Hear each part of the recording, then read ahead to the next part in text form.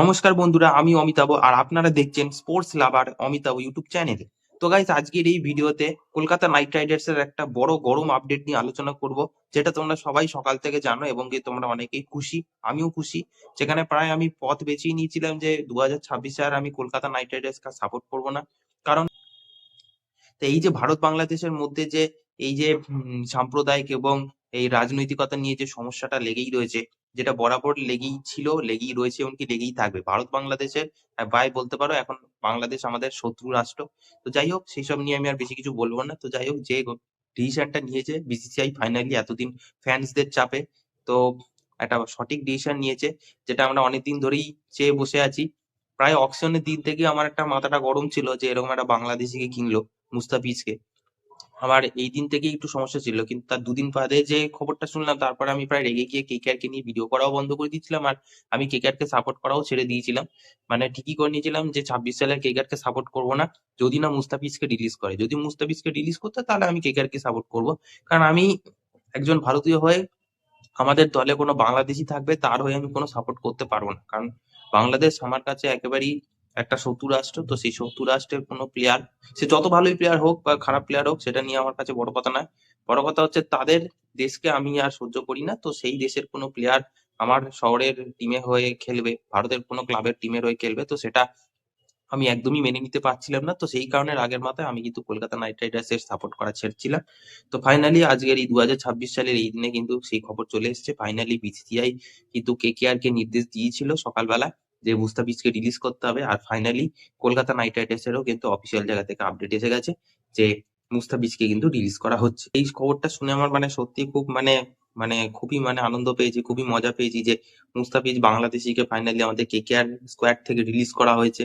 এবার যেটা কথা আছে, কেকেআর স্কোয়াড থেকে তো একটা ওভারসিজ ফাস্ট বোলার চলে গেছে, তো ঠিক আছে, অসুবিধা নেই। তাহলে নতুন কে ওভারসিজ ফাস্ট বোলার আসবে? এখন এই মুহূর্তে যদি আনসোল্ড ওভারসিজ ফাস্ট বোলারের তালিকায় যদি আমরা তাকিয়ে থাকি, তো সেইখানে কিন্তু কয়েকটা নাম উঠে আসছে। তার মধ্যে আছে একজন অস্ট্রেলিয়ান, রাইলি মেরিডিথ।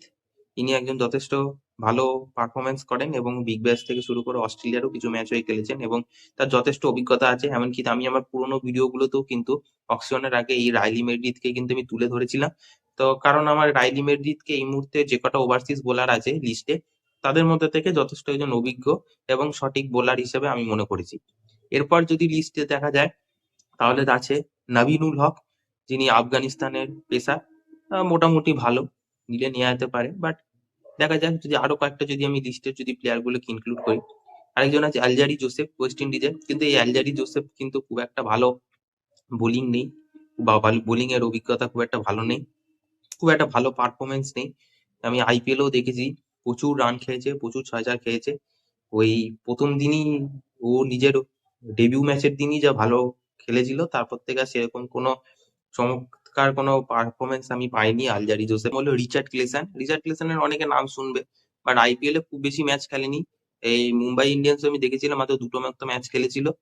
তো মোটামুটি ওভারঅল ভালো, বোলিং ডিপার্টমেন্টে ভালো, ফাস্ট বোলিং এ। যদি নিতে চায় কেকেআর, চাইলে এনাকেও নিতে পারে, কিন্তু এখন কেকেআর এর অনেক প্লেয়ারকে অ্যাপ্রোচ করতে হবে, তাদের মধ্যে থেকে যে হ্যাঁ করবে সেই আসবে। তো এই কটা আমি লিস্ট আছে, রিচার্ড গ্লিসান, রাইলি মেরিডিথ, আর ওদিকে আছে নাবিনুল হক, আলজারি জোসেফ। আর যদি কেউ থাকে, সেরকম বড় কোনো নাম নেই, এই চারজন নাম আছে। বাট আমি রেকমেন্ড করবো রাইলি মেরিডিথ বা রিচার্ড গ্লেসান। সব থেকে বেশি রেকমেন্ড করবো রাইলি মেরিডিথকে। রাইলি মেরিডিথ কিন্তু নতুন বলের জন্য খুব ভালো বোলিং হবে এবং ইডেনের পিচের জন্য যথেষ্ট ভালো হবে, যা মনে করা যায়। তো রাইলি মেরিডিথ এই অস্ট্রেলিয়ান বোলারটাকে কিন্তু নেওয়া যেতে পারে, আমাদের টিমে কিন্তু ওয়েলকাম জানানো যেতে পারে। হয়তো আর কিছুদিনের মধ্যেই কিন্তু আমরা ফেব্রুয়ারির মধ্যেই হয়তো আমরা নতুন স্কোয়াডে কিন্তু নতুন প্লেয়ারের ওয়েলকাম পোস্ট পেয়ে যাব কলকাতা নাইট রাইডার্স এর থেকে। তো যাই হোক, এটা আমাদের আজকের জন্য একটা জয়ের খবর। নয়তো আমরা সবাই যেখানে কেকেআর কে বয়কট করতে চলেছিলাম, তো ফাইনালি মুস্তাফিজকে রিলিজ করে এবছরে আবারও আমরা কলকাতা নাইট রাইডার্স কি সাপোর্ট করবো। তো চলো, এখানে ভিডিওটা এইটুকুই। তো দেখা হচ্ছে পরের ভিডিওতে।